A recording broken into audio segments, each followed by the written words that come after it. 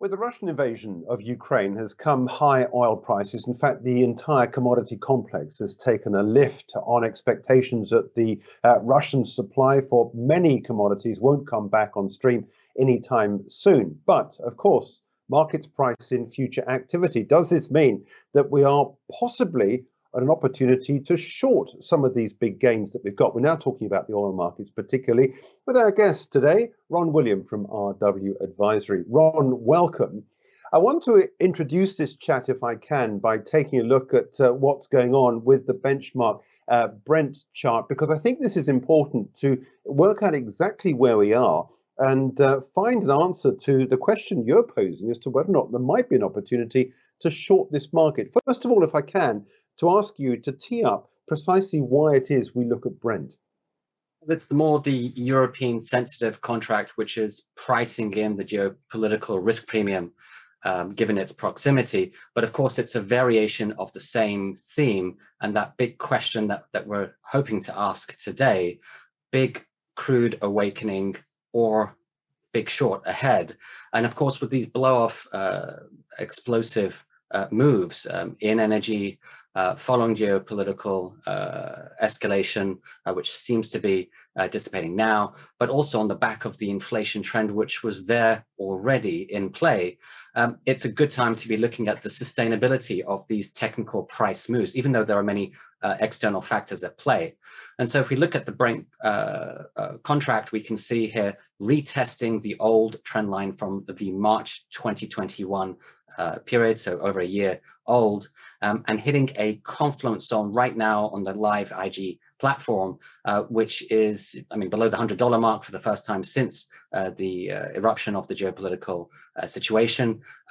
It's actually retesting the old trend line, but also a confluence zone that ties in with the 50% retracement arc of the trend from December last year, in addition to the tactical 50-day average. So anytime we get a number of non-correlated price projections confluencing in the same zone, it just gives a more powerful area where the market will likely retest and either hold or break according to its pattern and trend. One of the interesting points about this chart is this move up that you said. Then I want to take a look in another chart, if I can, which goes on to move into your ideas about this oil spike, and it failed at multi-year resistance. Is there a significance about that? Yes, absolutely. One of the key terms I learned from past mentors is that price acceleration is unsustainable in the short term, especially if there are price spike, no matter what external events are taking place, including the current one. But here's the point. It's even more unsustainable if there is a big pressure point resistance level in the market. And that's exactly what we saw just now. We had a fast moving train into ultimately a wall level in the market. The bigger the level, the bigger the pressure. And it's a decade plus resistance at 110 on West Texas contract and $80 on the energy sector equivalent. XLE is the ticker. And you can just see there a mixture of technical signals, all suggesting that this move was moving too fast too soon and was going to basically mean revert at some point in time. And of course, it's not clear to predict that ahead of time. Always much easier to wait for the confirmation and for the market to actually make its move. That's why it's probably best for us to have this conversation now, just to see as the dust settles, what is likely going to happen next for the oil market. What about the idea that this trade is becoming crowded, possibly overcrowded now? What does this mean, and in what sort of context do we look at this? Well, sentiment is a big indicator that I think all traders and investors look at, no matter what their approach.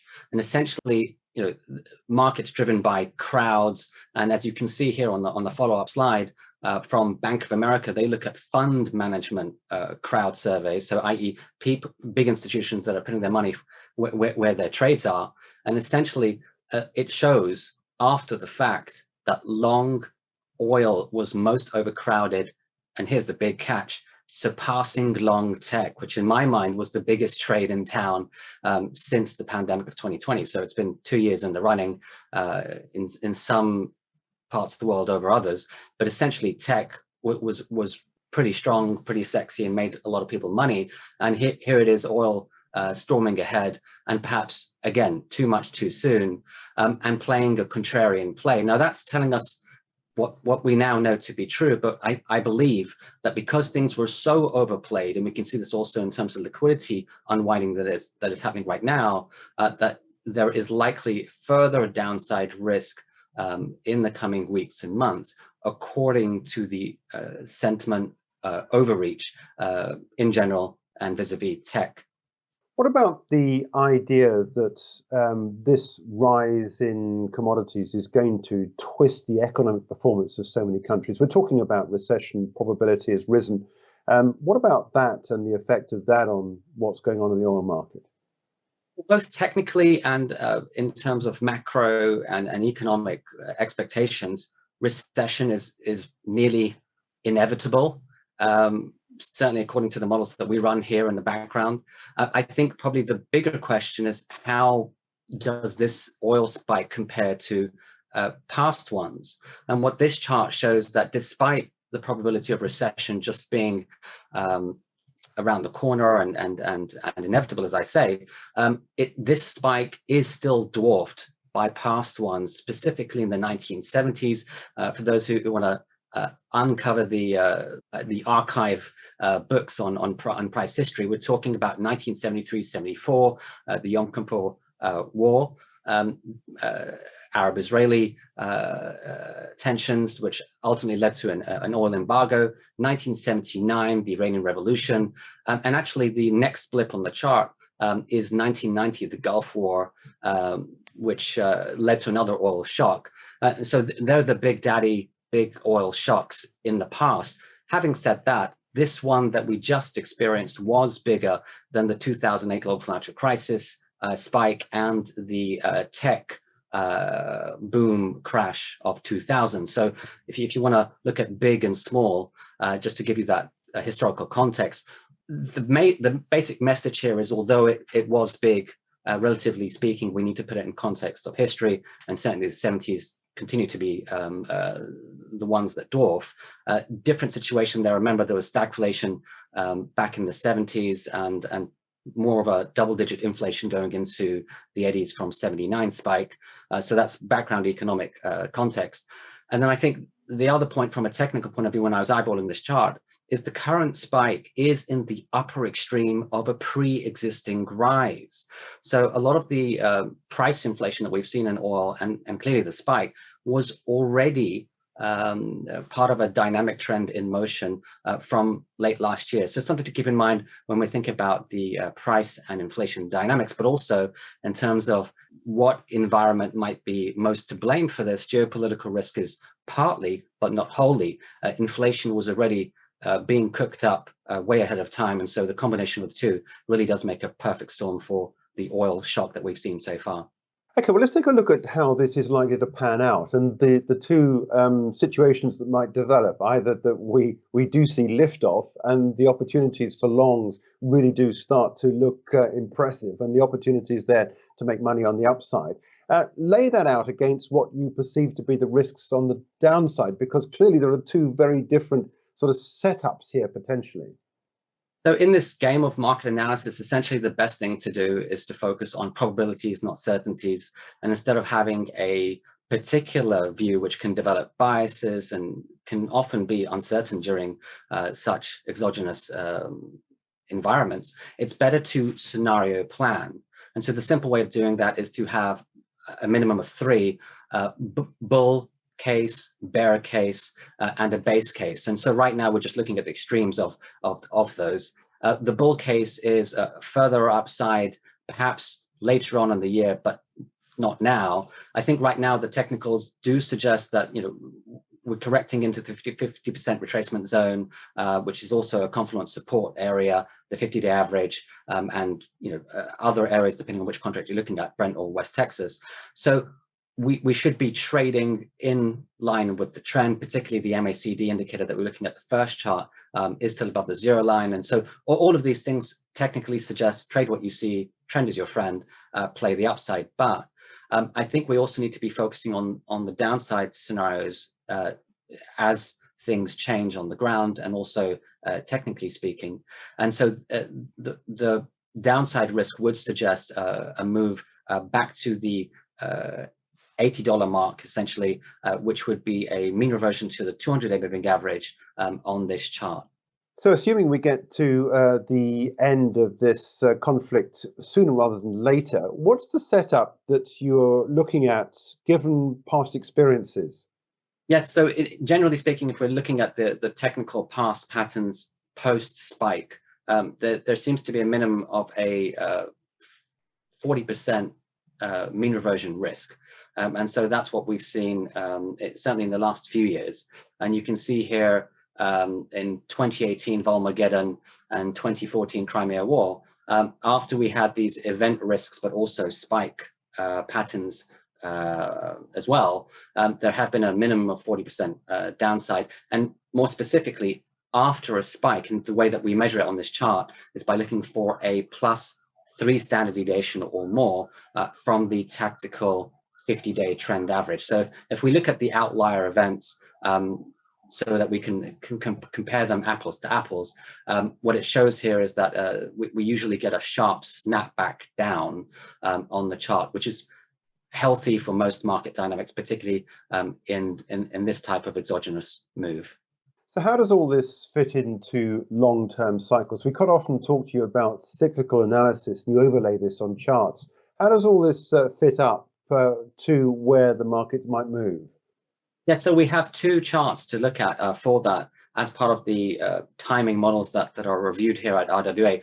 The one that I have prepared first is by the Foundation of the Study of Cycles, and they apply mathematical models where they test out various probabilities, and essentially it's signaling a downside risk as well. So we've got price and time probability of the downside. You can see here it's suggesting further downside mean reversion into the second half of this year. Now, that's not the end of the story. It just shows unwinding of overbought conditions where we might get ongoing volatility either sideways or higher into the rest of the year. But certainly it shows here and now the probabilities are, from a timing perspective, down, not up. And just to be clear, this is not predicting price magnitude. This is purely focusing on the timing patterns, which, according to this model, is down. Okay, let's bring it all together then in that case, and just step back and take a look at the big picture again, and some of the levels to watch out for. What is the message? Yes, so the long-term history on oil going back to the 70s, we've already been going back that far, but if we actually plot it on the chart, it just gives context in terms of the event risk that took place throughout that time, key levels, which we've highlighted already, down on the downside, $80 close to the $80 mark, and to the upside where we've just hit and failed. And then also it suggests this point of the fact that oil prices were actually already high going into the geopolitical tensions, not low. And so potentially we're at the tail end of this move for now. So here we can see the patterns of history on oil, 73, 79, 1990, 93, 2010, and then finally 2022. It really does help set the scene. I put the bull-bear cycles down below in red and green, just to give you an idea of the market trends and behavior. Focus on that as a roadmap, if you will, ahead.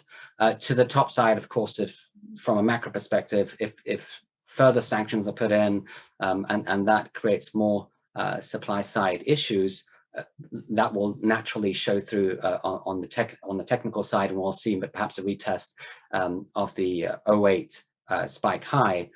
If not, and of course situation on the ground improves to some degree, and the technicals continue to unwind, then it gives further support for the bear case for now. So the big short rather than the crude awakening that we've already experienced.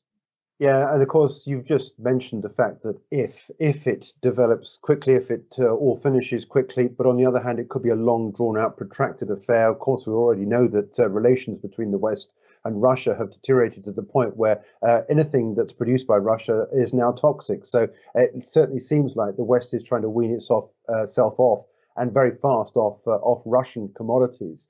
Just in a few words, what is the message then that you want to leave viewers today with this idea that there are two sort of situations that you could you could be using here? What's the encapsulated message?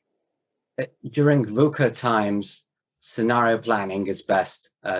Probabilities, not certainties, and certainly preparing for each outcome is always the best course of action. And just lastly, continue to watch those charts, because they're always going to give context in terms of the event risk, but also trend and particular pressure points or key levels that we need to be looking at. So charts do matter even during crazy times like this, and play the scenarios just to make sure you're prepared for either outcome.